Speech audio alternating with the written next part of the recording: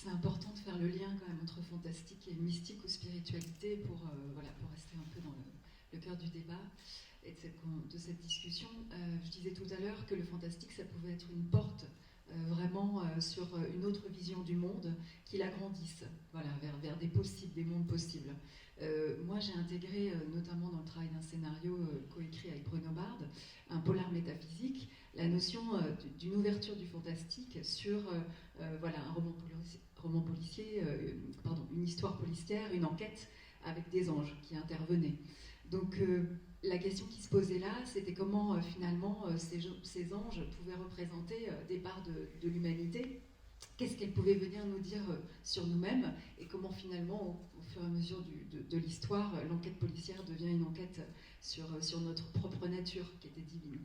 Donc je donne cet exemple pour que ça soit plus parlant et pour montrer comment le fantastique peut ouvrir sur cette spiritualité qui finalement est le monde de l'esprit, non pas que de la matière comme je disais tout à l'heure, et bien évidemment à la mystique. Alors juste pour restituer, pour répondre à votre question, la mystique c'est une famille spirituelle qui fait partie du grand monde de la spiritualité, donc je disais finalement de cette sensibilité à ce qui n'est pas la matière, de manière très très large. Et alors il y a la définition théologique qui dit simplement que la voie mystique, c'est une recherche de l'union de l'âme avec Dieu. Et concrètement, pour être vraiment parler d'expérience, parce que la définition théologique ne parle pas à tout le monde forcément, eh bien c'est comment on s'ouvre à une dimension intérieure qui finalement humaine, et comment on va faire le chemin vers le soi intérieur, notre être intérieur. Moi j'appelle ça par exemple une présence intérieure. Certains vont appeler ça Dieu. Les Cheyennes ont un très joli mot pour parler de cette part intérieure qui est l'Orenda, avec un L apostrophe. C'est cette part, cette flamme divine qui brûle en nous. Et le mystique va faire ce chemin de dépouillement pour essayer de se désidentifier de son identité, de qui il est, de qui il croit être, un nom, un prénom, une fonction, une position dans sa famille, père, mère, fille, sœur, frère. Et comment à un moment donné, en se désidentifiant, on comprend qu'on est aussi fait de cette part immatérielle et divine. Et comment finalement, au long de ce chemin, on unifie ces parts en nous, cette présence en nous avec qui l'on est. Et comment on crée dans le monde avec ça. Donc la question pour moi, parce que ça c'est une définition qui peut toucher ou pas, c'est au bout du compte, comment on se rencontre. On rentre dans l'altérité avec soi-même et finalement comment on va rentrer dans l'altérité avec l'autre. Là, c'est ça le but. Juste petit paramètre strictement historique, à quand remontent, on va dire, les rudiments de la mystique telle qu'on l'a définie ainsi à peu près second siècle après Jésus-Christ. Voilà, la mystique, ça vient du mot mystère. Donc voilà, ce mystère, c'est cette part du réel qu'on ne pourra jamais appréhender. On peut le tourner dans tous les sens, avec tous les genres que l'on veut, et l'art c'est essayer à traduire, à montrer ses visions, à les exprimer ou à les faire ressentir à un lecteur.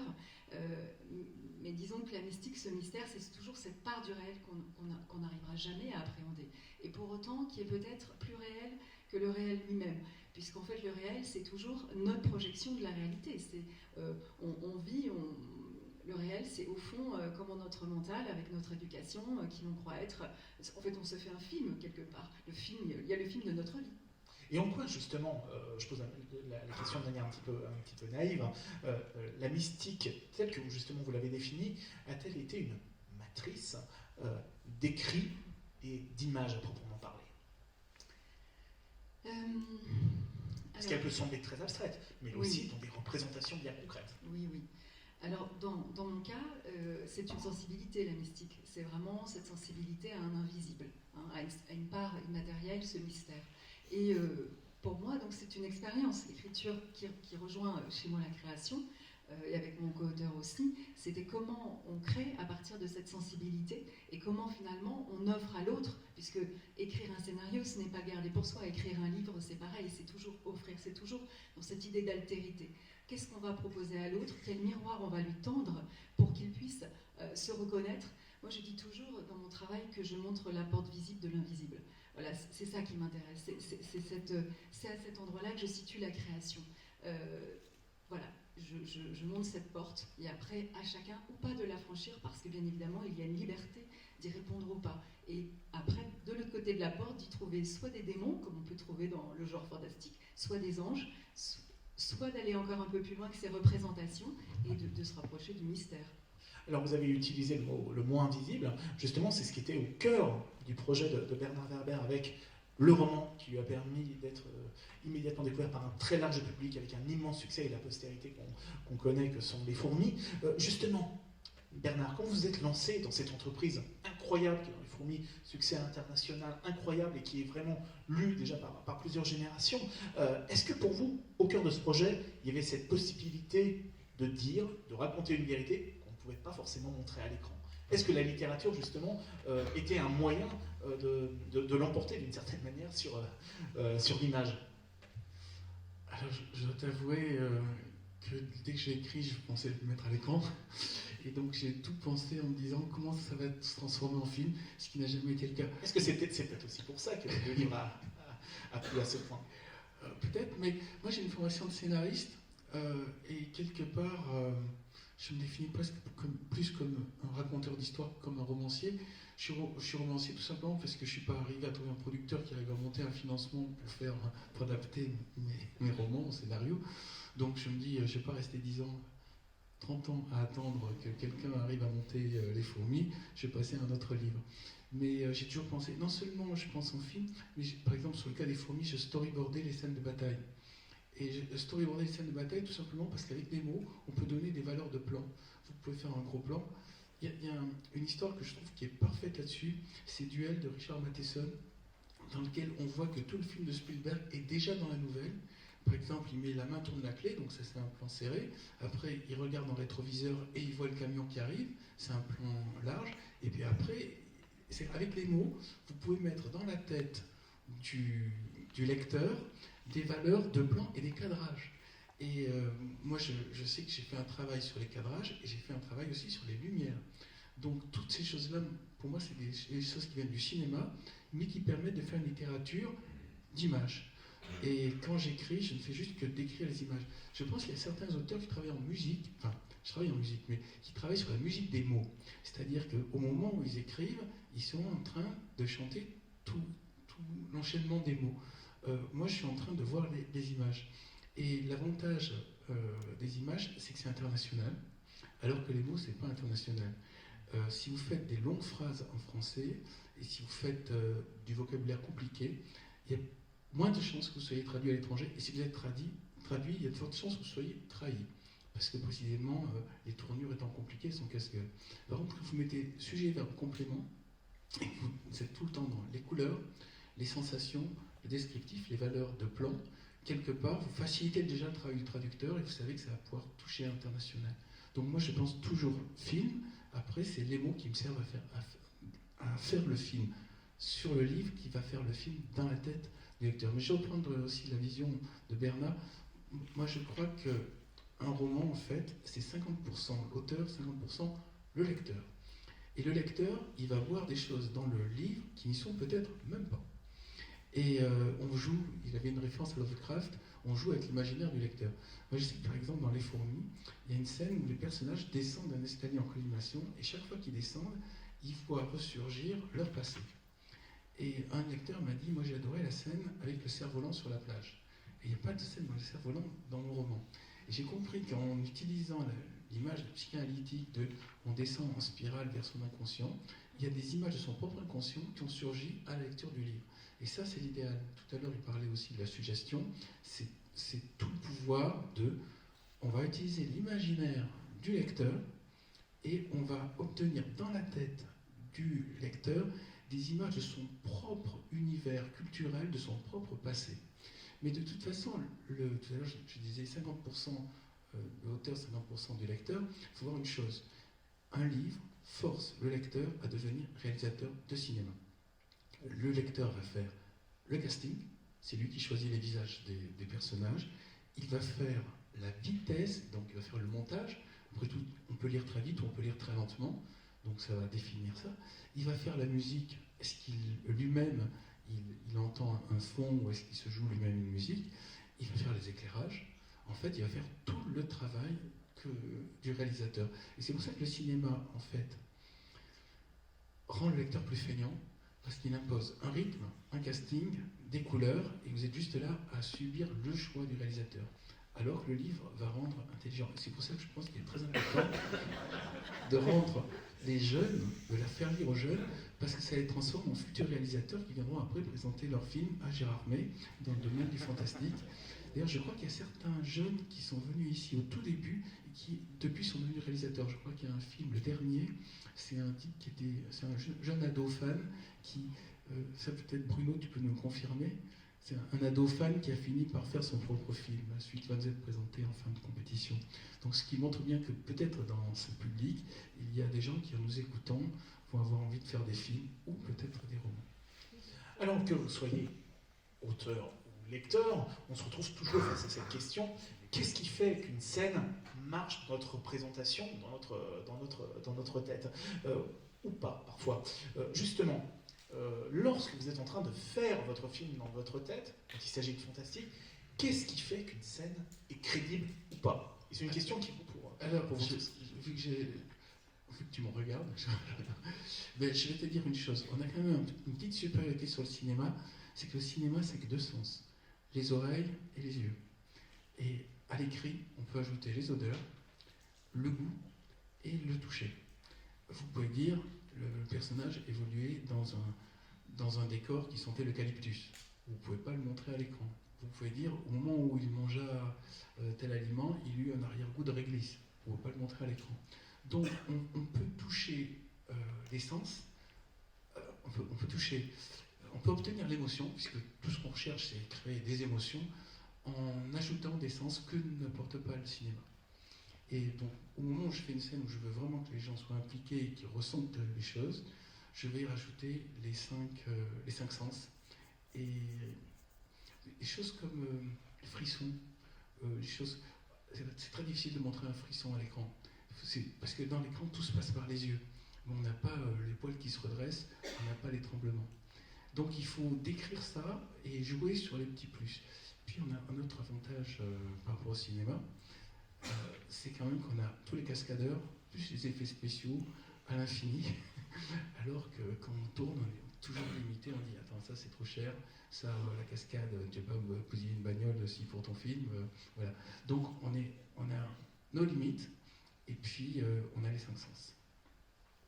Audrey? Alors, moi je suis très aussi fervente lectrice et j'aime beaucoup la littérature dans tous ces genres. Je trouve un peu dur quand même. Je pense que le cinéma, qui n'offre peut-être pas, comme tu disais, cette suggestion pour les sens, et qu'en effet l'auteur se recrée un monde, et que finalement à la lecture d'un même roman, par exemple, on pourrait avoir, c'est un peu comme une recette de cuisine, hein, chacun va faire la même recette, on n'aura pas forcément le même gâteau. Et ben c'est pareil pour cette lecture, on va se faire un film différent dans notre tête. Mais quand même, le cinéma peut tout à fait offrir une esthétique et proposer finalement au sens de la vue et de l'écoute quelque chose de beau, travailler sur la beauté et offrir ça, ce que n'offre pas le roman, ou alors différemment, puisqu'on sera encore enfermé dans notre propre vision, nos propres projections. Donc voilà, je voulais faire la part belle au cinéma.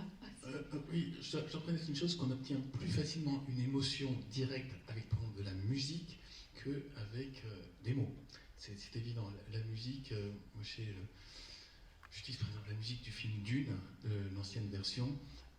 Dès que j'entends ça, on vibre. C'est beaucoup plus facile de provoquer une émotion. Mais elle n'est pas complète, elle est que sur le sens de Louis. Voilà, c'est ça que je veux dire. Bernard Meunier? On a abordé plusieurs thèmes en même temps, donc c'est compliqué de répondre. Je voudrais revenir sur ce qu'a dit Bernard concernant le lecteur et le spectateur. Le spectateur qui est plus paresseux que le lecteur.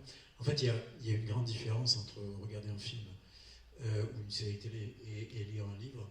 C'est qu'on est beaucoup plus actif quand on lit. Alors ça ne va pas plaire évidemment à Paul Salomé, mais quand on regarde un film, on reçoit des sons, on reçoit des images, Bernard l'a dit, mais finalement on est assez passif.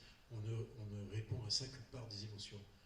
Comme on l'a dit, le bouquin, on n'est pas Balzac, on ne peut pas mettre tous les détails du décor, tous les détails du personnage.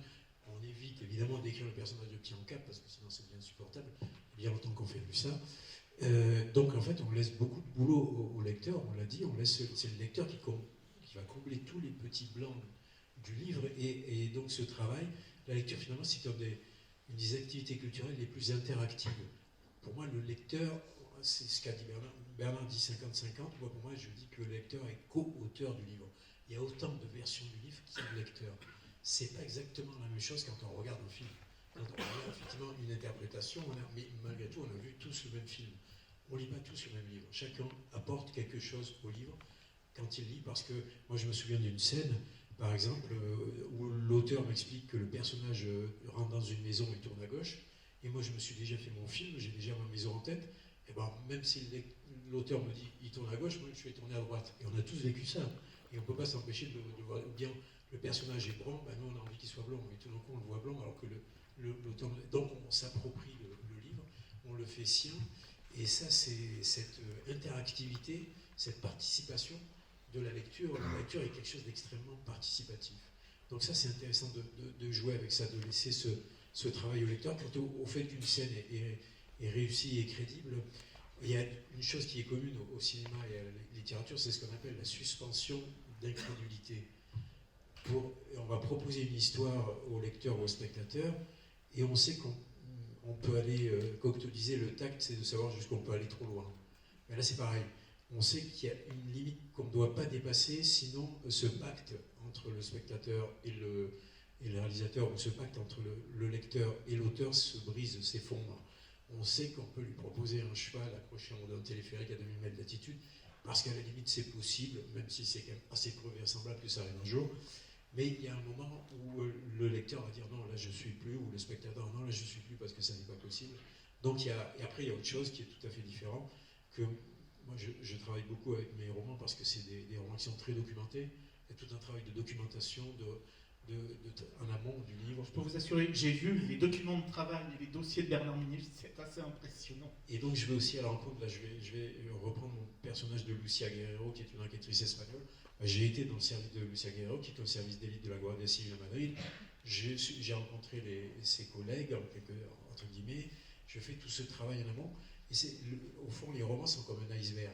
C'est-à-dire que pour que ça soit crédible, comme tu dis, toutes les scènes du roman, finalement, il y a la partie émergée de l'iceberg, qui est ce que les lecteurs vont lire, qui est le livre tel qu'il va être publié, et il y a tout ce qui est en dessous de la surface, qui est le travail que nous autres auteurs on a fait, toute la documentation. Évidemment, on ne peut pas mettre dans le livre, mais malgré tout, ça permet à l'iceberg de flotter, et malgré tout, le lecteur sent bien que ça existe, que c'est quelque part, et c'est ça qui lui fait croire en l'histoire qu'on lui propose. Là, je vais me tourner vers Jean-Paul Salomé. Vous avez donc adapté plusieurs ouvrages, encore une fois, mais bon, ça signifie que vous en avez lu beaucoup d'autres. Vous est-il arrivé dans votre parcours de vous passionner pour un roman, de vous dire ça ferait un film formidable, et de renoncer finalement en disant cette scène clé, je ne peux pas l'adapter, ou cet élément-là, je ne pourrais pas le porter à l'écran? J'ai adapté tous les livres que j'ai lus. Tout simplement. J'en ai pas lu beaucoup. Non. Ça... Non, mais je blague à peine. Non, sauf un roman anglais qui s'appelle La Dame en blanc, de Wilkie Collins, et que j'ai lu il y a très longtemps, et tout de suite je me suis dit, une histoire formidable, un film formidable, je voyais même les comédiennes, et puis j'ai une fois, 2 fois, 3 fois essayé, et j'ai renoncé, parce que je pense que c'est très compliqué à adapter. Mais les autres fois, c'est des choses qui sans revenir à Belphégor Arsène Lupin, qui ont été un peu des hasards. La Daronne, on m'a envoyé le livre, je l'ai lu, et au bout de 5 pages, je me disais, il y a une histoire, il y a un film, et il y a Isabelle Huppert dedans. Donc voilà, je me suis lancé dans La Daronne, et sur La Syndicaliste, qui est pas un roman, mais qui est une enquête journalistique, mais qui est un livre, écrit par une grande journaliste d'investigation. C'était pareil, donc voilà. Mais il y a peu, après, oui, il y a des fois des romans parce que vous vous dites, tiens, il y a quelque chose, et puis vous apprenez que les droits sont pris, donc vous n'avez pas commencé à travailler dessus parce que sinon ça ne marche pas. Mais ça, c'est autre chose, c'est le cadre, je dirais, juridique. Mais en fait, non, le seul roman, c'est ça, la Dame en blanc, que j'ai, qui est en plus, qui était dans le domaine, donc que je pouvais tout à fait adapter, mais l'ampleur de la tâche m'a un peu refroidi, quoi. Voilà. Je vais rester avec vous parce qu'on s'attarde véritablement sur ces deux films qui sont Belphégor et Arsène Lupin, qui sont deux cas d'école de l'adaptation. Vous vous êtes adapté à, j'allais dire, deux monstres sacrés qui, encore une fois, avaient déjà une imagerie très forte. Arsène Lupin, encore une fois, dans l'imaginaire collectif, avait déjà des représentations très fortes. Et on sait que le mot imaginaire, évidemment, il prend bien d'essence, notamment dans la culture fantastique. Belphégor, c'est pareil. Justement, pour le cinéaste, comment on prend en compte la connaissance du spectateur de tout cet imaginaire préexistant pour proposer autre chose, mais qui soit malgré tout crédible pour celui qui va le regarder? C'est ça qui est difficile, et c'est ça où il faut une part d'inconscience, parce que sinon je pense que je ne l'aurais pas fait. Parce que Arsène Lupin, c'était justement aussi se dire, voilà, je repars, je fais abstraction de la série télé pour retourner aux racines du personnage qui n'a jamais été traité dans la série avec Georges Descrières. Donc c'était une manière de contourner cet élément-là. En même temps, je pense qu'à chaque fois, j'ai sous-estimé le poids de la télévision et le poids de la série qui tue en fait la littérature pour ces cas-là, dans ces cas-là. Arsène Lupin, pour les gens, c'est une série télé avec Georges Descrières. Très peu de gens se disent Arsène Lupin, c'est l'œuvre de Maurice Leblanc. Donc à partir de là, vous attaquez à une espèce d'adaptation qui est déjà très libre et très adaptée. Et si vous revenez au roman, on vous dit que vous avez trahi le truc. Vous voyez ce que je veux dire? Donc c'est un peu un cercle vicieux. Mais que je ne regrette pas d'avoir fait, mais en tout cas qui était compliqué. Je pense que j'en avais pas mesuré toute la difficulté à l'époque où je les ai faits. Mais pour moi, c'était du cinéma, c'était raconter des histoires, c'était raconter ce personnage de jeune. Je me souviens que quand Arsène Lupin, on travaillait dessus, moi, il y a des gens qui relisaient des livres, moi je revois des films. Du cinéma, et il y avait un film particulièrement qui nous servait de référence. On a travaillé le scénario avec Laurent Vachaud, qui est un ami de Bernard Werner, et Laurent était un grand spécialiste d'Arsène Lupin, ce que je n'étais pas forcément à l'époque. Donc il me ramenait beaucoup à l'œuvre de Maurice Leblanc.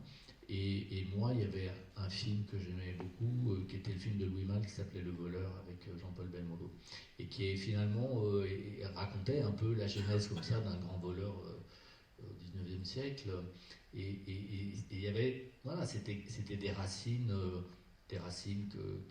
qu'on aimait bien. Je me souviens même qu'on avait remis un dialogue, je crois, qui était issu de, je crois que c'est Le Samouraï, où il disait à un moment, je ne perds jamais tout à fait, qui était en fait Alain Delon qui disait ça dans une réplique du Samouraï qu'on a remis dans la bouche de Romain Duris. Donc voilà, moi je fais plus référence finalement, même en partant d'une œuvre littéraire, je recycle entre guillemets plus parce que j'ai une culture, je pense, cinéphilique et cinématographique beaucoup plus importante que littéraire, et que je réfléchis parce que dès l'âge de 10 ans, j'ai vu énormément de films de toutes catégories confondues, et qu'à partir de là, mon cerveau se connecte directement à des souvenirs de cinéma, de films, de répliques, d'images, de personnages. Voilà, ce qui, pour des écrivains, doit être la littérature. Moi, c'est plus le cinéma. Alors vous avez utilisé le verbe recycler, ça me rappelle une célèbre... C'est pas très joli, mais oui, il y a un peu de ça. Quoi. Mais rien ne se perd, rien ne se crée, tout se transforme. Oh, ça, c'est un vieux souvenir. Et ça m'amène à vous, Audrey Fella. Justement, j'aimerais savoir quelles sont, j'allais dire, les figures totémiques qu'on retrouve dans la mystique et qui, au fil des années et des siècles, se sont retrouvées comme des éléments essentiels de la culture fantastique, que ce soit en littérature ou au cinéma. Quelles sont justement ces figures qui ont traversé les siècles et qui sont aujourd'hui transposées maintenant de manière assez fréquente dans la création?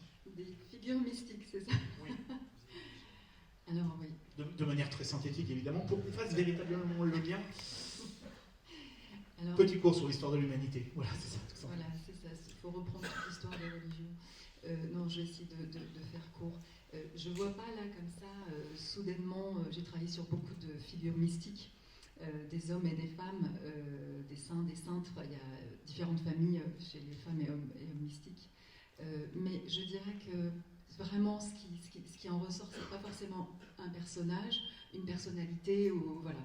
C'est peut-être, là j'ai envie de revenir vers les anges, c'est à ça que je pense, des figures comme ça qu'on peut retrouver dans une littérature religieuse, la Bible notamment, ou des écrits mystiques, et comment tous ces imaginaires finalement, puisque admettons qu'aujourd'hui ça soit une vision du monde, puisque nous avons pris du recul par rapport à la religion, aux religieux, proposent une vision du monde où finalement c'est des grands livres fantastiques. Vous ouvrez la Bible, on est en plein cœur du fantastique, c'est l'origine du fantastique. Donc je pense que c'est plus intéressant, voilà, il peut y avoir des figures qui ont été reprises, je ne sais pas si on a beaucoup... Oui, les anges, il y a les bonnes entités, je dirais les mauvaises entités, les anges font partie des bonnes, mais il y a aussi les anges déchus, et peut-être qui sont à l'origine du personnage de Nosferatu que j'ai juste au-dessus de moi.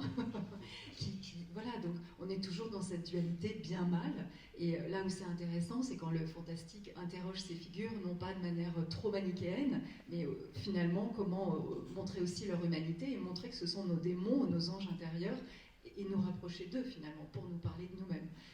Moi, je pensais à un élément en particulier, évidemment, qui est un personnage phare de toute la culture fantastique, qu'elle soit littéraire ou cinématographique, c'est la sorcière, par exemple. Oui, bien sûr, oui. Après, ces entités-là, oui, la sorcière qui serait, comment dire, habitée par quelque chose de maléfique, en fait, qui est pleine de son ombre, voilà. Bon, après, la sorcière, c'est une figure large. Il y a les bonnes sorcières qui sont les fées, les mauvaises sorcières, jeteuses de sorts. Donc, on retrouve là, comment dire, des peurs de la femme ou une vision de la femme qui sera toujours la maman et la putain. Voilà, on est sur quelque chose de très manichéen, très duel. Voilà, pensant que la femme... donc, la sorcière, en tous les cas, une des définitions, je ne me souviens pas de qui elle est, mais qu'au fond, c'est la femme qui regarde à l'intérieur d'elle-même. Qu'est-ce que ça signifie? C'est que déjà, il y ait ce regard vers l'intérieur, ne plus se contenter toujours de ce regard extérieur, mais d'aller voir à l'intérieur ce que nous avons. Et quand on fait ce travail d'intériorité, la première chose qu'on rencontre avant de toucher ce mystère, ou ce dont je parlais tout à l'heure, qui peut se nommer par exemple la présence, le soi ou l'être, c'est bien de faire face à ses propres démons, les gardiens finalement du trésor, de la perle. Donc la sorcière, toutes ces figures qu'on va retrouver dans le fantastique, ou qui sont incarnées tant par des monstres, mais des figures aussi très humaines, comme cet archétype, et bien au fond, ce sont toutes nos peurs et tous nos désirs, et finalement ce n'est jamais toujours qu'une projection de qui nous sommes. Alors vous avez travaillé sur les anges, et ça vous fait un point commun avec Bernard Werber. Justement, vous aussi, vous avez œuvré sur ce domaine, me semble-t-il. Sur les anges? Oui. Il me semble bien. Moi, j'ai écrit un livre qui s'appelait Éteinte qui parlait du fait que notre âme quitte notre corps. Et après, au bout d'un moment, parce que j'ai fréquenté des médiums, tout à l'heure Bernard parlait de faire sa doc. Moi, je fais ma doc avec des médiums qui me racontent leur quotidien. Et ça m'a inspiré notamment l'Empire des Anges, qui est issu d'une rencontre avec une médium qui s'appelle Monique Parent-Bacan, qui est peut-être dans la salle toujours, parce qu'elle est morte, mais elle vient de temps en temps quand je fais des conférences. Je la salue. Monique, tout d'un coup, me raconte tout un système du monde invisible qui est extrêmement cohérent. Et moi, je me suis dit, j'en ai rien à faire que ce soit vrai ou faux. Je vois une chose, c'est que j'ai une matière première pour travailler. C'est-à-dire, justement, tu parlais tout à l'heure, Audrey, des sorcières. On a une vision bizarre, ésotérique. Là, tout d'un coup, j'avais du quotidien. J'avais, voilà comment je gère les amérantes, on va dire. Et au bout d'un moment, j'ai fini par déduire un écosystème de l'invisible dans lequel, globalement, quand on meurt, on devient une amérante. Il y a une phase on peut rester là à faire du tourisme pour voir ce qui arrive à notre corps et comment les enfants gèrent l'héritage, tout ça. Puis au bout d'un moment, quand on en a marre, on monte vers ce qu'on appelle Near-Death Experience, on monte vers un couloir de lumière, ce que j'appelle un état autonote. Et là, d'abord on fait un bilan, un audit de sa vie, qu'est-ce qui nous a plu, qu'est-ce qui nous a pas plu, qu'est-ce qu'on a appris, qui c'est qu'on a aimé, quelles leçons, comment on a évolué, comment notre âme a évolué, et après, en fonction de ça, on choisit notre vie suivante pour essayer de faire mieux que la précédente. Donc ce système est repris par le bouddhisme, c'est repris par en fait pratiquement par toutes les mystiques et toutes les civilisations. Il n'y a pratiquement pas une civilisation où il n'y a pas l'idée qu'une fois qu'on meurt, juste on devient un tas de viande qui pourrit et qui est bouffé par les mouches.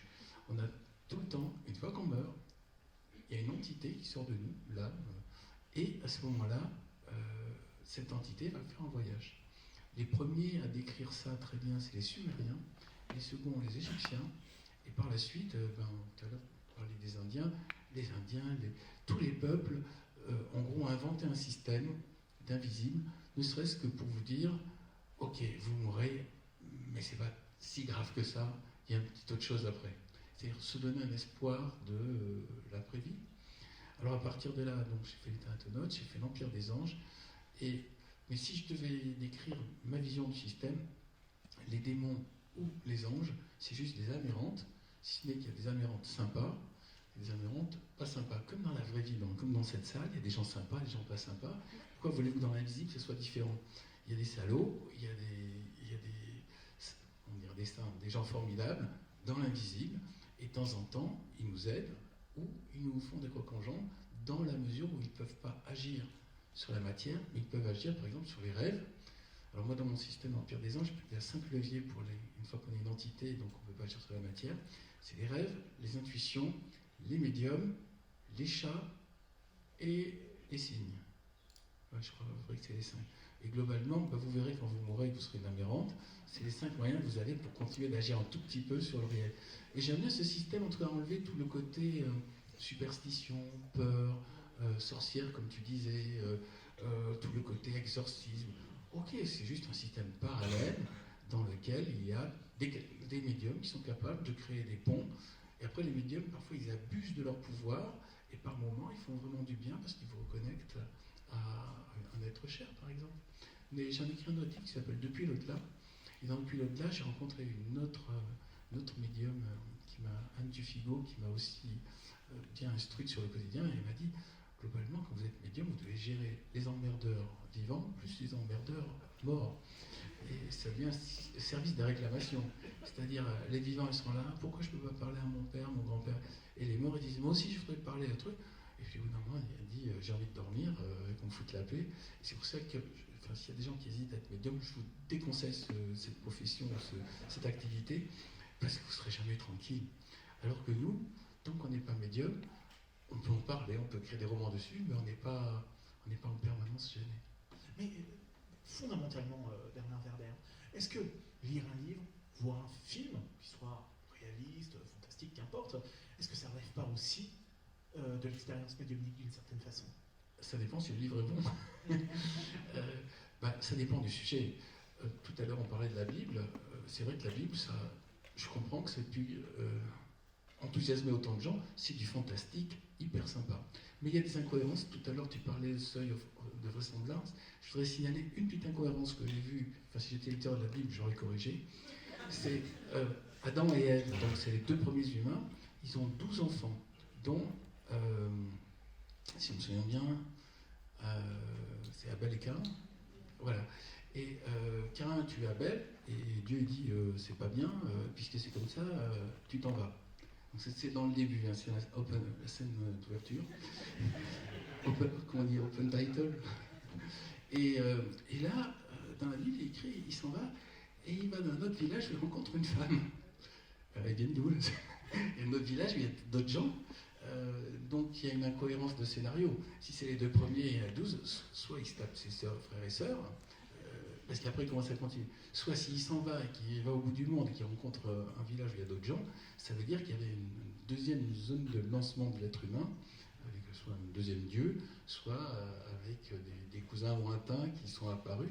Mais ça c'est une incohérence. Enfin, si je vois l'auteur, je dirais qu'il faut faire une prochaine version, quelque chose où on résout ce problème de scénario. D'ailleurs, puisque je suis président du jury, long métrage.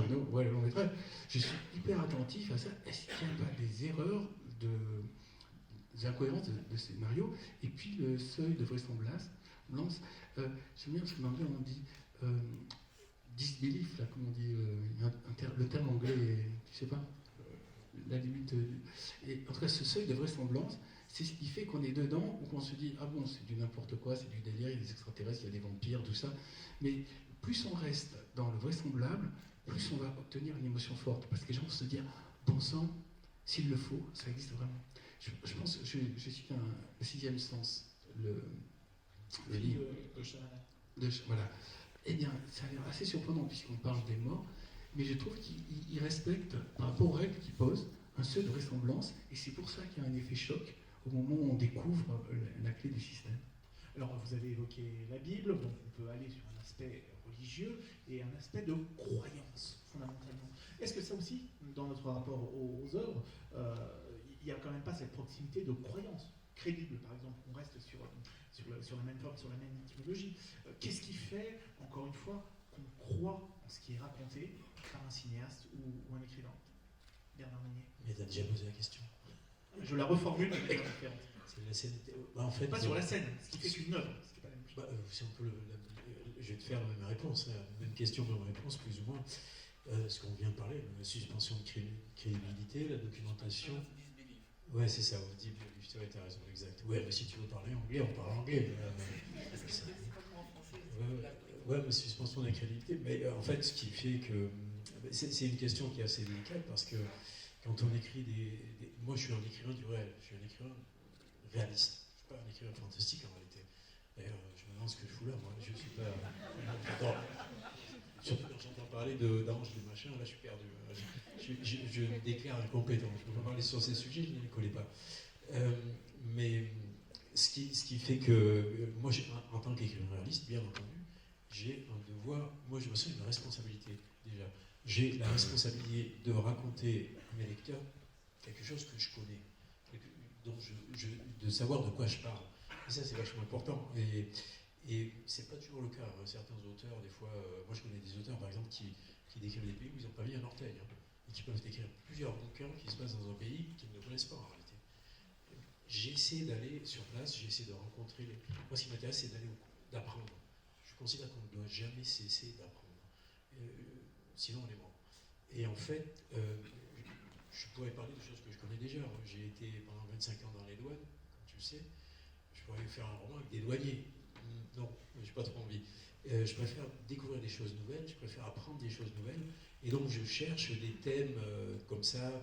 Le cinéma d'horreur dans le dernier dans la nuit, c'est parce que je n'étais pas forcément un spécialiste, mais je le suis devenu. J'en ai visionné plus de 200 pour écrire ce roman dans la nuit. J'ai appris comment ça fonctionnait, j'ai appris les codes du genre, et j'ai créé ce personnage de Morbus Delacroix, qui est réalisateur de films d'horreur, qui tourne 5 films cultes, et puis qui, du jour au lendemain, s'arrête de tourner et va se reclure dans les montagnes. Et je fais ça à chaque fois. Quand j'ai écrit avec Lucia Guerrero, mon nouveau personnage, l'Espagne, c'est un pays que je connais bien, presque aussi bien que la France. Je veux dire, c'est aussi pour ça que je me suis senti légitime pour en parler, que c'est quand même dangereux d'aller situer une héroïne dans un pays parce qu'il y a ses usages, et ça, d'ailleurs c'est un peu un miroir que je tendais à la France, parce que l'Espagne a beaucoup de points communs dans ses difficultés aussi avec la France, mais je suis parti là-bas, j'ai rencontré les gens de la Guardia Civile, là j'étais en Galice pour le prochain, donc j'allais chez les gens, je ne fais pas du tourisme, j'ai écrit un roman qui se passe à Hong Kong, c'est la même chose. Et quand tu lis, toi qui es un grand lecteur de polar, quand tu lis Les 9 dragons de Michael Connelly, qui est un auteur américain que j'adore, qui connaît parfaitement Los Angeles, il a été journaliste avant d'être... mais quand tu lis Les 9 dragons de Michael Connelly, tu t'aperçois qu'il a passé 24 heures sur place, quoi. Puis qu'il a été le Pic, il a visité le Pic, ça se passe à Chucking Mansion, c'est comme un polar qui se passerait au Louvre, à l'Arc de Triomphe, tu vois, un polar américain qui se passerait au Louvre ou dans des lieux comme ça. En fait, ça existe, ça s'appelle David Chicotte, mais bon, c'est autre chose. Mais moi, je suis allé à Hong Kong et j'ai été vraiment dans les endroits où les touristes ne vont pas. Et la nuit, le jour. Et d'ailleurs, j'ai une anecdote concernant vos anges et vos âmes errantes et tout ça. Quand j'étais en Galice, un de nos chauffeurs était profondément mystique. Il s'appelait Kiko. C'était aussi un chauffeur de narcos. Il y a beaucoup de narcos en Galice, il faut savoir. Il y a toute la drogue qui arrive à travers l'Atlantique depuis le Mexique et la Colombie. Donc il y a beaucoup de clans de narcotrafiquants. Alors quand il ne me conduisait pas, il conduisait des narcotrafiquants, c'est pas grave. Il avait du temps libre. Et donc Kiko m'explique qu'un jour, il apprend par sa mère, par quelqu'un, qu'une vieille dame vient de décéder. Et là-bas, il y a beaucoup de gens qui sont croyants. Il y a des croyances que j'utilise dans le prochain roman, d'ailleurs, qui s'appelle quelque chose qui s'appelle El Aire, l'air. Quand on est à El Aire, on se sent, on est plombé, on se sent pas bien. On a des idées noires, on n'a plus envie de rien. Et comme existe l'air, existent des femmes en général qui vous quittent l'air, qui vous l'enlèvent. Et que les gens visitent en secret ou pas pourquoi on en avait là. Bref, Kiko est un mystique, enfin, voilà, je sais pas comment l'appeler, enfin, moi j'appelle ça comme ça. Et Kiko me raconte qu'un jour il apprend qu'une vieille dame vient de décéder. Et lui, il est angoissé par cette question de la vie après la mort, des âmes, etc. Donc il a entendu parler qu'on pouvait voir l'âme s'élever au-dessus du corps, voir au-dessus de la maison d'un mort, et sous forme de fumée, de vapeur, on ne sait pas trop de quoi. Donc il apprend que cette vieille dame vient de décéder, ça c'est authentique, hein, c'est pas vraiment, j'ai rien inventé. Et il descend avec sa voiture, il se gare sur la place, une petite place entourée d'arbres, et il y a une chapelle. Lui, il est garé là, et là, il y a un passage qui mène à la maison de la dame décédée. Et là, il est dans sa voiture, il fait nuit, il est pas loin de minuit, et il attend. Il attend de voir l'âme s'élever, il espère. Parce qu'il espère, justement, ce que tu dis, l'espoir d'avoir quelque chose après la mort. Et là, tout d'un coup, il voit cette âme. Il voit qui remonte le passage, une espèce de vapeur, de fumée, quelque chose de assez flou qui ondule, et puis qui ensuite passe à travers la place et se dirige vers la chapelle.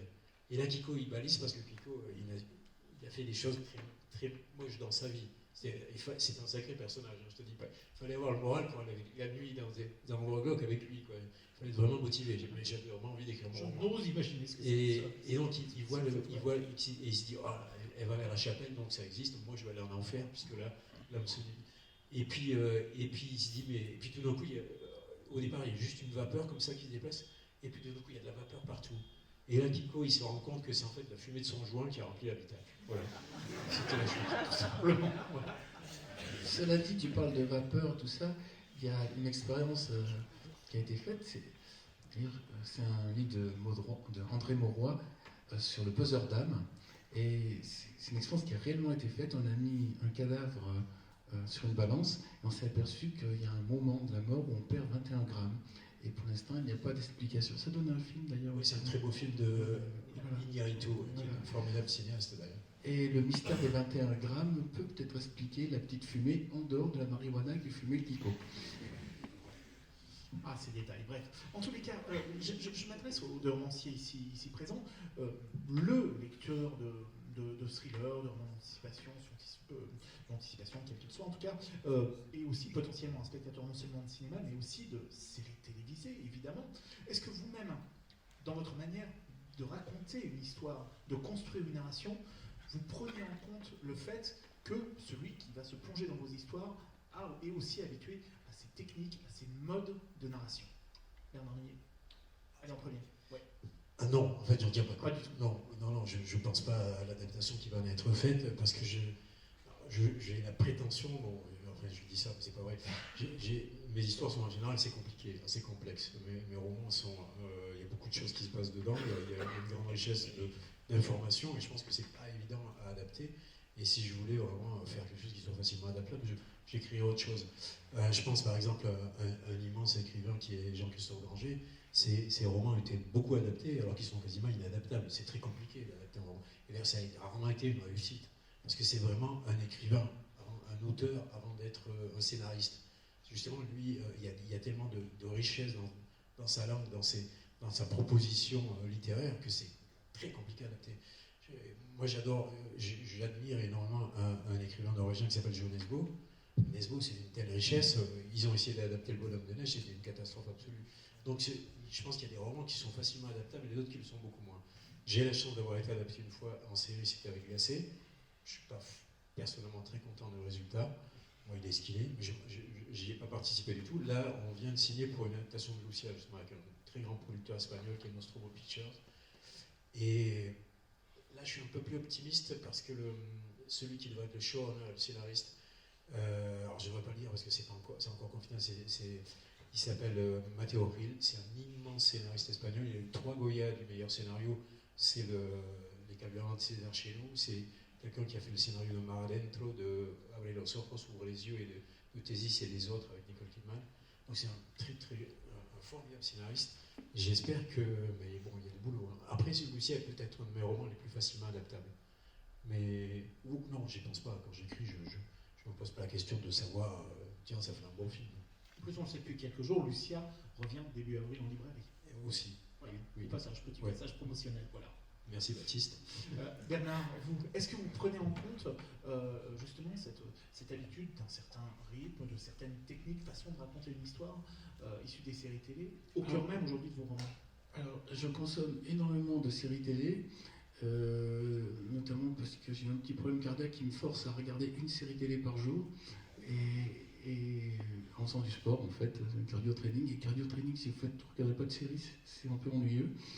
Donc ma survie tient au fait que je regarde des séries, et je trouve que c'est l'endroit où on invente de nouvelles techniques de narration. Moi je suis très attentif à comment raconter une histoire d'une manière différente.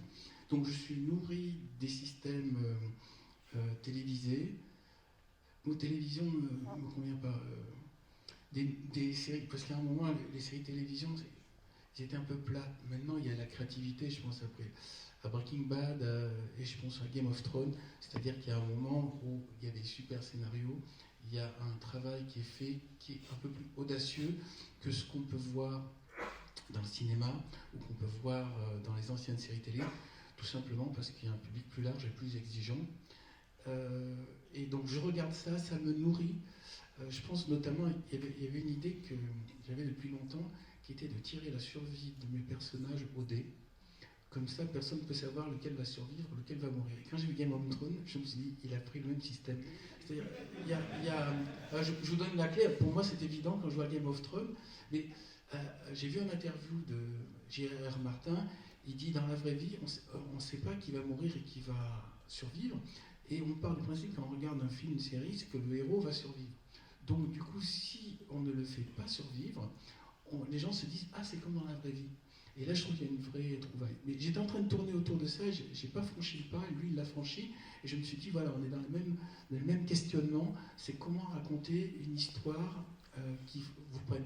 Et dans Game of Thrones, je vous spoil complètement, le héros mourant dès la première saison, on se dit, waouh, c'est comme si vous regardez un album de Tintin, Tintin meurt, c'est pris une balle qui passait par là, pas de chance. Et Capitaine Haddock, lui aussi, il va pas bien, il va rester handicapé toute sa vie. Bon, là, vous dites, ok, ça va être quoi le prochain album de Tintin?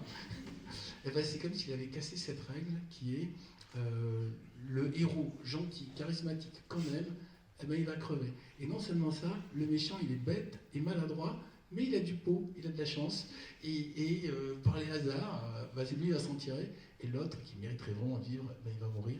Parce que dans la vraie vie, qu'il faut regarder les actualités, c'est pas forcément les gentils qui gagnent, c'est pas forcément les courageux qui survivent, c'est un système aléatoire. Et peut-être que, pour prendre la forme d'Einstein, Dieu joue au dé, comme J.R.R. Martin avec nous, ce qui explique qu'on se dise, tiens, tout d'un coup, il y a une série qui est en train de nous expliquer un truc fondamental du monde. Donc moi, je m'inspire des séries pour écrire, et quand j'écris, je me dis, tiens, il faut que si ça donne une série un jour, et je ne pense pas que je vois ça de mon vivant, contrairement à Bernard, les gens puissent se dire, waouh, je ne l'ai pas vu venir. Voilà. Et la première politesse, moi, je considère mon métier, c'est raconteur d'histoire. C'est pas romancier ou scénariste. Et la première politesse, c'est surprendre. Et nous partageons, je pense, ça même avec Jean-Paul, c'est comment faire pour que le spectateur ou le lecteur qui est en train de s'endormir, et j'ai repéré quelques personnes qui dormaient dans la salle aussi. Hein. Oui, celui qui se gratte. Et donc, notre objectif, non, je ne vais pas le dénoncer, ça le gênerait. Les nuits jérômoises étant ce qu'elles sont, il est pardonnable. Non, mais alors attends, je vais vous dire, quand je fais une conférence, je repère celui qui dort et je me dis, mais non, l'objectif, c'est sans hausser la voix, arriver malgré tout à faire qu'il ouvre un œil. Et c'est ce qui fait une conférence sympa, c'est quand on se fixe un objectif. Donc en tout cas, moi je me dis tout le temps, tiens, peut-être mon lecteur a autre chose à faire que lire mon bouquin, il faut tout le temps que je le surprenne, il faut tout le temps que je relance. Et c'est cet art qu'on partage avec Bernard, c'est la relance, la surprise, et faire que le lecteur ne prévoit pas la scène suivante. A fortiori, que le lecteur ne prévoit pas la fin. Et moi, je suis très attentif aux fins, et je trouve qu'on devrait faire un tribunal des fins de romans réussis. Tout à l'heure, Bernard évoquait notre camarade Granger qui, bon, en effet, sur les fins, par moments, a des petits... Comment dire? Ce que tu as dit. Non, j'ai jamais parlé des fins de romans. Mais bon, il y a des auteurs qui arrivent, Essayer de faire qui créent une... Non, il y a des auteurs, Non, mais il y a des Moi, auteurs qui créent une ambiance superbe et qui créent tout un système qui fonctionne parfaitement. Et puis à la fin, on les attend. On se dit, ok, tout ça, ça nous amène où? Pareil pour les films d'ailleurs. Je me dis, ok, maintenant j'attends l'effet waouh final et on va voir est-ce que le contrat est réglé. Voilà, je vois que tu regardes ta montre. Donc. Non, je fais juste attention. Mais quelque part, c'est un tour de magie, un roman. Et le tour de magie, ça consiste à faire sortir au final un lapin du chapeau. Et si on retourne le chapeau et qu'il n'y a pas de lapin, je considère que le scénariste ou l'écrivain ou le réalisateur n'a pas fait son job. En fin de compte, Jean-Paul Salomé, vous, comme vous avez travaillé sur cette matière initiale qui était le grand roman feuilleton d'antan, à travers Belphégor et Arsène Lupin, est-ce que fondamentalement, les scénaristes de séries télé aujourd'hui, que ce soit dans un mode réaliste ou fantastique, est-ce qu'elles ne font que réadapter ces règles de narration qui existaient déjà au XIXe siècle? Ou est-ce qu'il y a quand même des choses qui diffèrent? Bon, bah, je pense que oui, il y a des choses qui sont différentes. Après, il y a la seule évidence, c'est qu'ils ont la durée, comme avait le feuilletoniste. Une série, c'est très différent du cinéma. D'abord parce que l'attention n'est pas la même. On regarde une série chez soi, on regarde un épisode. C'est intéressant d'ailleurs parce qu'au début, il y avait cette diffusion où toute la série arrive en même temps sur la chaîne. Et là, les diffuseurs font marche arrière. Ils délivrent les épisodes au compte-gouttes. Ils en donnent 1, 2 par semaine, pas plus. Alors qu'avant, on pouvait voir tout de suite. Mais donc la différence, elle est évidemment sur la durée, parce que les séries se permettent des fois des digressions, d'approfondir un personnage, partir dans une histoire parallèle pendant un épisode, même abandonner le personnage principal et rester avec un personnage secondaire pendant un épisode.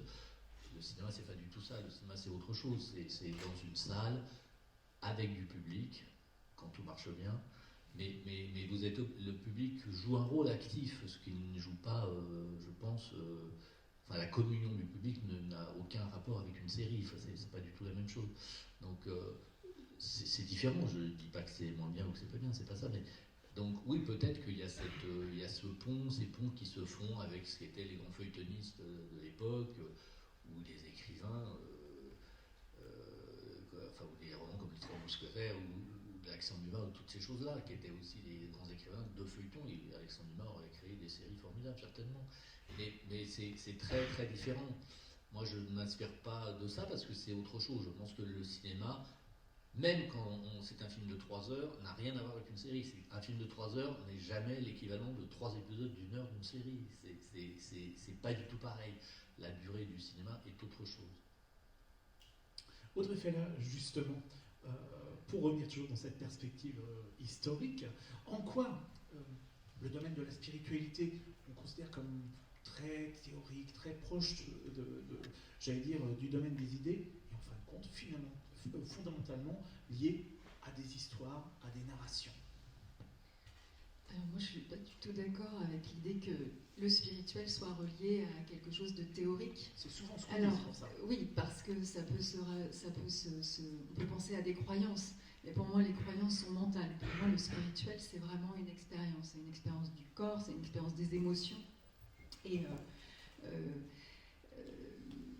comment je pourrais dire ça Vous pouvez répéter la question, s'il vous plaît? Pourquoi la spiritualité est une affaire d'histoire à raconter?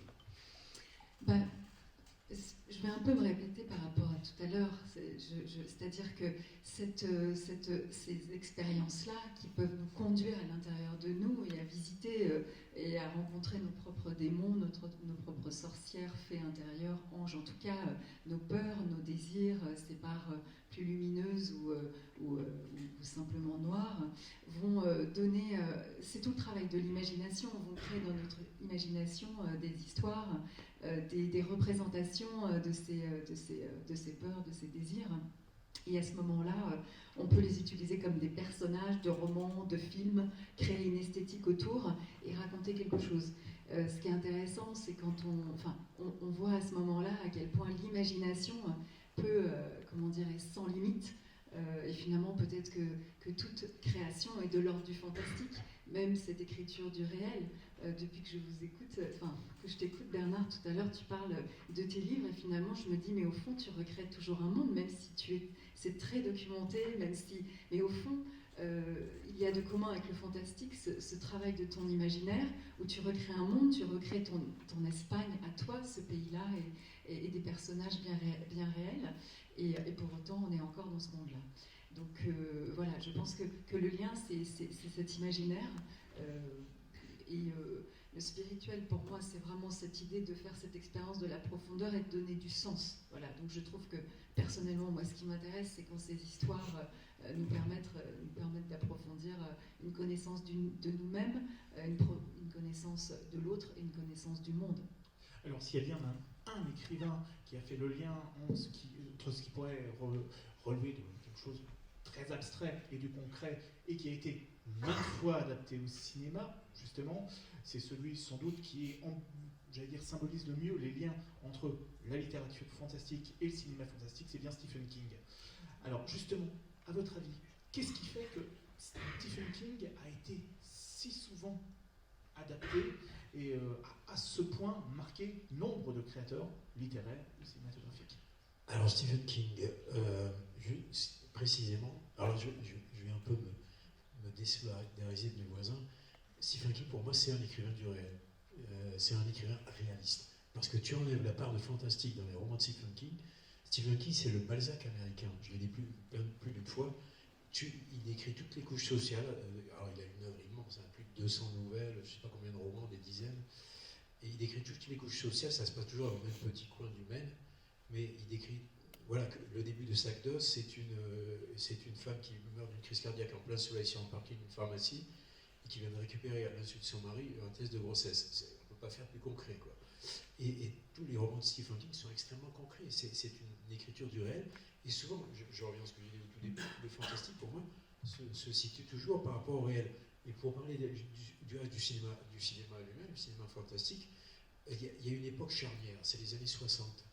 Et cette époque charnière où on passe dans une espèce de fantastique moderne qui est aussi vrai en littérature, c'est ce qu'on appelle la révolution du hors-champ. C'est-à-dire qu'avant, le hors-champ servait invariablement à la même chose. Il y avait le même dispositif hors-champ qui fonctionnait. Le hors-champ, c'était un peu l'antichambre du champ. Le hors-champ, c'est ce qui est en dehors de l'écran. Ce qui est tout autour de l'écran, qu'on ne voit pas, mais qui fait partie de l'univers du film, mais qui est autour de l'écran qu'on ne voit pas. C'était aussi le réservoir à fantasmes, quand le personnage regardait quelque chose qu'on ne voyait pas, ou un monstre. Mais le monstre finissait par apparaître. À partir des années 60 et d'une poignée de films, dont La Nuit des Morts Vivants, où le zombie vient du fond du plan, et déjà là, le zombie ne vient plus du hors-champ, mais il est déjà dans le plan. Et ça signifie quoi? Ça signifie que la menace est plus exogène, elle est endogène. Ça signifie que l'étrangeté, le fantastique, est dans le réel. Et c'est aussi vrai chez Stephen King. Avant, on avait des Dracula, des vampires avec des capes, des maisons hantées, les romans fantastiques traditionnels, depuis Théophile Gautier, Prosper Mérimée, etc., jusqu'aux années 50 à peu près. Et puis tout d'un coup, avec tout un fantastique moderne s'installe, Clive Barker, Stephen King, Dan Simmons, où vraiment c'est très concret, c'est la vie quotidienne des gens. Le fantastique est là, mais en même temps, quand on lit différentes saisons dont tu parlais, Bernard, et notamment qui est un recueil absolument merveilleux, Stand By Me est devenu un film, mais au départ c'est une nouvelle qui s'appelle Le Corps. C'est la vie des adolescents qui écoutent la radio, qui l'été sont avec leur bicyclette, où ils mettent moi j'ai connu ça, alors maintenant aujourd'hui ça ne doit plus exister, bon, on mettait des cartons sur les rayons des roues bicyclettes, tu sais, pour que ça fasse un bruit, et ça, on voit ça dans Stephen King. Les émotions adolescentes que décrit Stephen King, ce sont les nôtres. Donc le fantastique est là comme reflet du réel, comme pour mettre en relief le réel. Et quand il parle dans Sac d'os, qui est un livre merveilleux sur l'amour, sur la sexualité aussi, sur l'éveil des sens, il se sert du fantôme de son épouse défunte, etc., pour en fait parler de la réalité. Alors c'était quoi la question déjà? Pourquoi King a à ce point été adapté voilà, il a à ce point marqué nombre de créateurs. Je pense que c'est à cause de ça. En fait, pour moi, c'est un écrivain du réel qui, paradoxalement. Alors, vous qui avez publié en France chez l'éditeur de Stephen King, Albin Michel. Alors, tout d'abord, King, c'est un maître, c'est vraiment le type qui sait tout faire, et je suis un fan, en effet, comme disait Bernard. Mais il y a un roman qui me semble précisément l'illustration pure de la suspension et la vraisemblance, c'est Le Fléau. Certains ont peut-être lu ça, Le Fléau. Le Fléau, Stephen King, 20 ans avant le Covid, raconte le Covid, et c'est génial.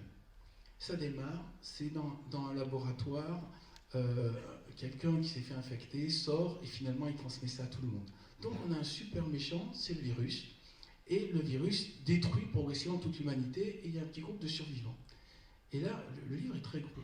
Et là, on arrive au milieu, il n'y a plus beaucoup de survivants, alors il consomme énormément de personnages qui meurent, tout le monde meurt, sauf un petit groupe.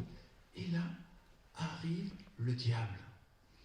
Et là, c'est suspension de disbelief, c'est-à-dire que le diable arrive et il continue de tuer plus de gens. Mais du coup, le diable rentre en concurrence avec le virus. Et à ce moment-là, on a deux méchants, une histoire bascule complètement dans l'irrationnel et le mystique. Et moi, je me dis, il devrait y avoir un éditeur qui va lui dire, attends, ton bouquin il est parfait, touche à rien, rajoute pas un méchant. Alors, pareil, le diable et une sainte, et ça devient un combat parmi les survivants, il y en a un qui tient avec le diable et d'autres qui tiennent avec la sainte. Et pour moi, c'est une erreur. Autre livre dans lequel Stephen King, parce que c'est vrai que c'est une référence absolue, c'est ça, superbe maîtrise sur le concept, ça c'est ce qui fait peur aux enfants et ce qui fait peur à tout le monde. Donc on avance, encore un livre de 1300 pages, et au final on se dit, ok, c'est quoi ça? Et au final c'est une grosse araignée qui vit dans les égouts. Je dis, quoi? Tout ça pour ça? C'est qu'à le dire. Et c'est juste, pareil, il doit y avoir un éditeur. Et Stephen King, dans l'écriture, explique pourquoi il se tombe sur des fins comme ça, qui au final, sont un peu décevantes. Il dit, je ne fais pas de plan. Il ne fait pas de plan, donc il avance, une scène entraîne une autre scène. Il a une telle maîtrise, comme disait Bernard, à la Balzac, il connaît, parce qu'il vit au contact du peuple, c'est pas du tout prétentieux, il a son groupe de rock. Et au final, il est tellement bon dans les dialogues, dans les personnages, qu'il se dit, bon, j'ai pas besoin de faire un plan. Et vu qu'il n'arrive pas à faire le plan, il se plante au final. Alors, il faut dire que Stephen King a donné la réponse à la question lui-même, ce que vient de souligner Bernard, c'est tout à fait vrai, que ça finit, tu te dis, mais tout ça pour ça, où il veut, où est-ce qu'il nous amène, où là, il n'aurait pas dû aller par là. En fait, Stephen King, il a dit lui-même, il a dit, moi, l'intrigue, je m'en fous. C'est vrai, il le dit dans l'écriture, il dit, moi, ce qui m'intéresse, c'est la narration, la description, les dialogues, et un jour, il dit, mais l'intrigue, vous la mettez où? Nulle part, m'en tape. Donc voilà, on a la réponse. En effet. Bon, c'est pas vrai, parce que des fois, il arrive à faire des super intrigues, des super finales. Oui, parce qu'il fait de l'autodérision. Pas Misery, ça termine très bien. C'est justement, c'est parce qu'on sait qu'il peut le faire qu'on se dit, merde, pourquoi il le fait pas? Ouais, c'est ça, ouais. Ah bah oui, bien sûr. D'ailleurs, Misery, il y a très peu de fantastique dedans. Jean-Paul Salomé, bon, vous nous avez certes dit tout à l'heure que vous n'aviez lu qu'une toute petite poignée de livres. Allez, vous avez quand même déjà lu un King. Eh bien non. C'est pas Non, mais d'ailleurs j'ai eu très envie récemment parce que j'ai entendu une émission, je crois que c'était sur France Culture ou France Inter, qui parlait de Shining et de l'adaptation, et que l'adaptation de King, que King avait détesté l'adaptation qu'a faite Stanley Kubrick. Alors je crois que le film comme le livre sont deux chefs-d'œuvre, donc ça m'a donné très très envie de lire le roman initial pour voir comment aussi c'était, voilà, comment adapter Kubrick pour faire ce chef-d'œuvre du fantastique et de l'horreur, et en partant d'un chef-d'œuvre mais en en faisant un autre. Voilà, j'ai trouvé la démarche intellectuelle assez amusante. Je n'ai pas encore eu le temps de lire, mais ça m'a donné très envie de le lire. Audrey Fellin, vous, King, est-ce que c'est votre canon, comme on dit? Est-ce que c'est un univers qui vous parle par rapport à tout ce que vous connaissez dans votre domaine spirituel? Oui, mais sans partir Pour le sur métier de le spectatrice ou de domaine lectrice. spirituel, mais c'est vrai que je rejoins ce que disait tout à l'heure Bernard Minier. C'est-à-dire que King, c'est vraiment cet auteur du réel qui commence, enfin, c'est comme s'il y avait une faille qui s'inscrivait dans le réel, et c'est vraiment l'étrangeté qui va commencer à donner toute une vision et une imagination d'une histoire sur les peurs, les projections, le virus qui peut nous attaquer, ou enfin tout un tas les peurs de nos enfances, etc. Donc c'est vrai qu'en ça, c'est assez génial de voir comment le fantastique, c'est cette représentation, notre propre écran mental de qui l'on est, de ce qu'on a à l'intérieur, et à la fois de manière individuelle, mais aussi collective. avec l'idée du virus. Je voudrais revenir sur un film auquel je pense depuis tout à l'heure, c'est Premier Contact de Denis Villeneuve. Qui est une adaptation. Qui est une adaptation, voilà, et qui utilise la figure de l'extraterrestre, dont on n'a pas encore parlé là pour le genre du fantastique. Et alors vraiment, je vous invite à aller voir ce film parce que c'est absolument génial. Donc je vous fais le petit pitch. Donc ce sont des équipes de scientifiques qui sont appelées, et de linguistes qui sont appelés pour constituer tout un, comment dire, une sorte de stratégie pour approcher premier contact avec des extraterrestres qui arrivent dans des formes de vaisseaux sous forme de demi-lune. Enfin, l'esthétique pour le coup du film est très très beau, et je le valorise parce qu'on parle beaucoup de romans, mais voilà, il a une esthétique Villeneuve qui est vraiment très belle, très épurée, et donc tout le film raconte finalement cette appréhension de l'extraterrestre qui est l'autre pour les humains. Et donc, pardon, je vais un petit peu spoiler, mais pas trop, parce qu'il faut quand même voir le film et ça ne peut pas dévoiler tout. Mais au fond, les extraterrestres sont l'écran en permanence de ce que les humains, de cette communauté d'humains, ressent à l'intérieur. Donc, à un moment donné, eh bien, ils veulent leur faire la guerre parce qu'ils ne comprennent pas. Ils ne comprennent toujours pas, ils essaient de rentrer en contact à travers la création d'un langage commun, et ils ne comprennent jamais pourquoi ils sont là. Donc ils veulent leur faire la guerre, et il va y avoir des événements dans le film avec bien sûr une protagoniste féminine qui arrive à rentrer en contact avec eux, et elle crée un langage, et il lui renvoie, enfin il y a une sorte de mystère parce qu'on peut tout à fait ne pas comprendre le film, mais ce qu'elle va comprendre, c'est qu'en fait les extraterrestres pensent que l'humanité n'est pas prête à entendre le message profondément mystérieux, mais quelque part spirituel, qu'ils ont à apporter, et à partir du moment où ils comprennent que les humains ne peuvent pas le recevoir, ils vont partir, et la guerre est évitée. Donc je trouve, alors voilà, ça faisait le pont, on venait un petit peu, c'est cet aspect du spirituel, mais sous la forme du mystère, puisqu'il n'est pas question de spiritualité, encore que je trouve que Villeneuve joue beaucoup, parce que quand le langage est créé, il revient sur donc des dessins, des graphiques qu'on peut voir dans le film, qui sont vraiment des véritables calligraphies japonaises. On retrouve le symbole de l'Enso, pour ceux qui connaissent, c'est-à-dire le cercle parfait. Et donc tout est relié à ça. Donc, juste une petite remarque, ce n'est pas dans le texte. C'est-à-dire que c'est vraiment Villeneuve qui a ajouté cet élément. Et la nouvelle elle-même est pas terrible, et le film est extraordinaire. Donc c'est un cas d'adaptation vraiment très réussi. Voilà, et je trouvais que j'avais envie d'en parler. Mais voilà, donc ça interroge sur le mystère, et finalement toujours cette altérité qui nous renvoie profondément à nous. Mais en fait, le thème de l'autre, de la différence, de l'étranger, est un des thèmes évidemment centraux de la littérature et du cinéma fantastique. C'est vraiment un des thèmes pivots, un des plus grands thèmes parce qu'au fond, le fantastique, ça parle de quoi? Ça parle de la différence aussi. Alors, on a discuté un petit peu, vous voyez, de manière très libre de ce sujet général, en débordant évidemment sur d'autres thèmes, mais qu'importe, l'exercice l'impose. Il nous reste une poignée de minutes pour que vous puissiez poser quelques questions à nos invités. Je sais que pour le premier, c'est toujours compliqué, mais qui se lance? N'hésitez pas, parce qu'après on sait que ça se précipite, et on est comme, oui, tout au fond de la salle, nous vous apportons un micro. Voilà, hop. Nous vous écoutons. Pour les romanciers, vous en avez parlé un petit peu, mais est-ce que vous êtes enthousiaste, si on peut mettre votre film à l'écran, votre livre à l'écran, comme beaucoup de lecteurs, la plupart du temps trouvent quand même les films moins bien que les livres, et que parfois les films supplantent le livre, et après on en oublie le livre original qui était peut-être génial, alors qu'en fait le film lui-même n'est pas toujours génial. Est-ce que ça vous fait pas trop peur, si on vous propose de mettre votre livre à l'écran? Il y a un exemple célèbre, c'est Boris Vian, qu'on a adapté, J'irai cracher sur vos tombes. Il est allé voir le film, et quand la salle s'est rallumée, il était mort. Vous saviez cette histoire? Je crois qu'il n'était pas du tout content de l'adaptation. Mais Bernard va témoigner, mais moi je considère que dès le moment où je vais être adapté, je vais être trahi, donc j'accepte cette idée. Après, quand je donne des indications, je dis juste que vous pouvez trahir les dialogues, tout, juste ne rajoutez pas de personnage, et restez fidèle au message général. C'est-à-dire, ne faites pas passer le message contraire au message que je voulais faire passer. Après, pour le reste, amusez-vous, créez sur la création. Après tout, l'adaptateur est en soi une sorte de créateur. Et il faut respecter ça. J'ai une amie, elle me disait, si on te propose d'adapter un de tes romans, tu prends le chèque et surtout, tu vas jamais voir le film. Et tu pars en vacances avec. Ouais, je suis un peu sur la même position. Effectivement, j'ai eu la chance d'être adapté avec Glacé, mon premier roman. Je ne suis pas un grand fan de la série. Good luck, hein, pour les deux conditions que tu as données, si elles sont respectées, tu auras de la chance. Parce qu'en fait, moi, il y a eu un contresens dès le départ. Le personnage de Martin Servaz, qui est mon enquêteur fétiche, qu'on retrouve dans pas mal de mes romans.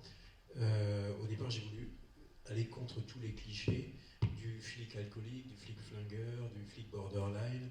Et certains l'ont fait magnifiquement. J'adore le Harry Hole de Jonesbo, le Harry Gauche de Conley, mais je voulais faire quelque chose de différent.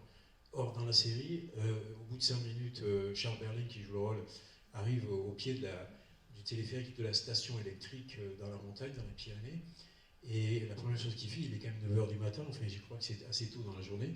La première chose qu'il fait, il sort une espèce de flasque de la boîte à gants dont on soupçonne que c'est pas de l'eau de Vichy qui est à l'intérieur. Donc là, je me suis dit, ok, c'est mal parti, quoi, c'est mal barré.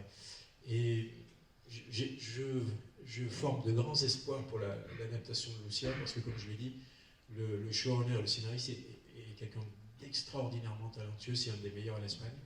Il a eu plein de prix. Donc, j'espère que.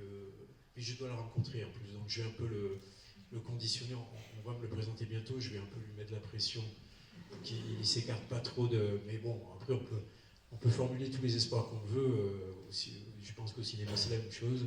À la télé, en tout cas, pour les séries, ils font absolument ce qu'ils veulent. Jean-Paul. Alors moi, j'ai vécu une expérience assez amusante parce que j'ai adapté un livre avec l'auteur du livre, La Daronne, avec Anne Lorker. Et le grand jeu, c'était qu'Anne Lorker voulait toujours tout changer. Et je disais, mais Anne-Laure, là, tu vas écrire un livre, quand même. Il y a des choses très bien dans ton livre, c'est pour ça que je veux le faire. Donc on ne va pas te toucher à la poubelle et tout recommencer.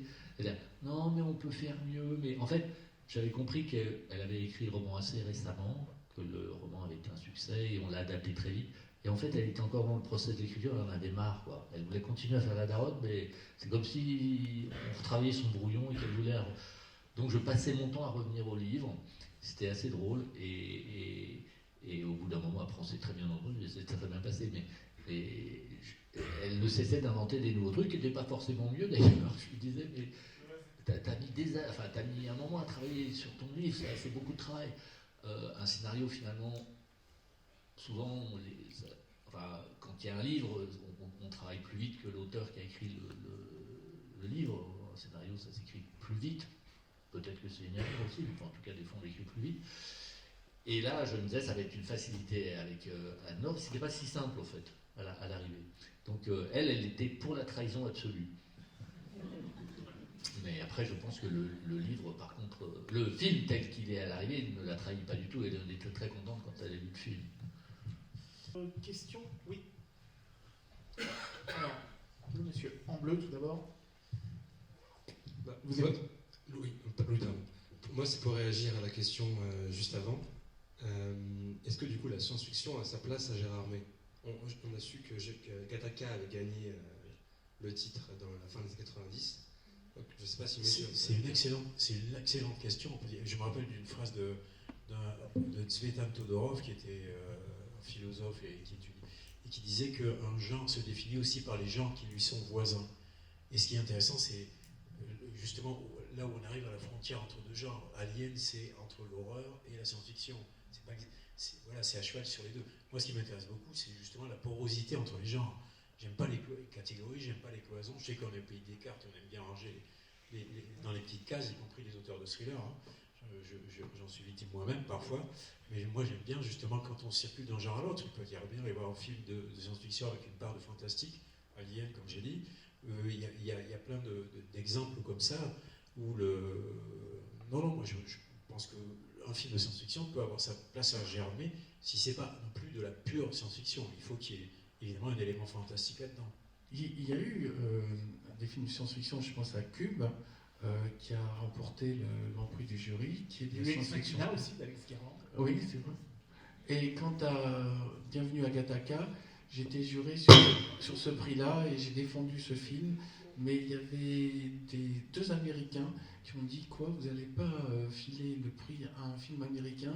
Les Américains envahissent tout avec leur cinéma protectionniste. Vous devez voter pour un film français. On a dit ouais, mais on trouve Bienvenue à Gattaca c'est mieux. Non, rien à foutre, c'est hors de question. Vous devez pas voter pour un film américain. Les Américains ont plein d'argent, vous n'avez pas d'argent. Les Américains sont protectionnistes, ils prennent pas vos films, nous, et ils vous imposent leurs films. Donc hors de question de voter pour eux. Et il a renversé le truc. Et c'était un débat.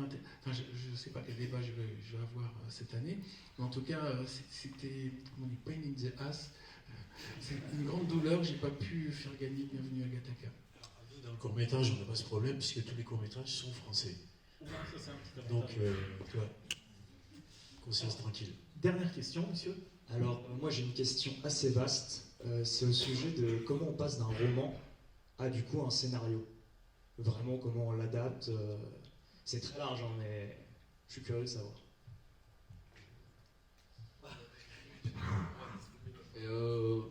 Je dirais tout simplement, en tant que lecteur d'un roman, et vous êtes touché par des éléments et vous essayez de les restituer à l'écran. Je dirais, ça paraît un peu schématique, mais c'est ça quand même. C'est des fois des scènes, c'est des fois des dialogues, c'est des fois un personnage, et vous vous arrangez pour synthétiser dans le temps de projection d'un film, qui est entre 1h30 et 3 heures au maximum, de retrouver les sensations que vous avez eues à la lecture. Moi, en tout cas, les fois où j'ai adapté des romans, c'était ça, quoi. C'était retrouver qu'est-ce que j'ai aimé en lisant La Daronne, qu'est-ce que j'ai aimé en lisant La Comtesse de Cagliostro, quelles sont les choses qui me sont restées en tête une semaine, 15 jours après avoir lu ces livres, et qu'est-ce que j'ai eu envie de faire partager aux spectateurs. Des sensations, en fait, des personnages, un dialogue, enfin voilà, toutes ces choses-là. Et après, en tant que cinéaste, vous êtes obligé, alors que le romancier n'a pas cette contrainte, de faire entrer tout ça dans une contrainte de temps et aussi d'argent pour raconter cette histoire. Voilà. Et à partir de là, les ennuis commencent. Tout est dit, vaste question, celle du financement. Bref, en tous les cas, merci à toutes et à tous d'avoir été présents pour cette rencontre et à nos invités. Passez une très bonne fin de soirée ici et puis dans le festival.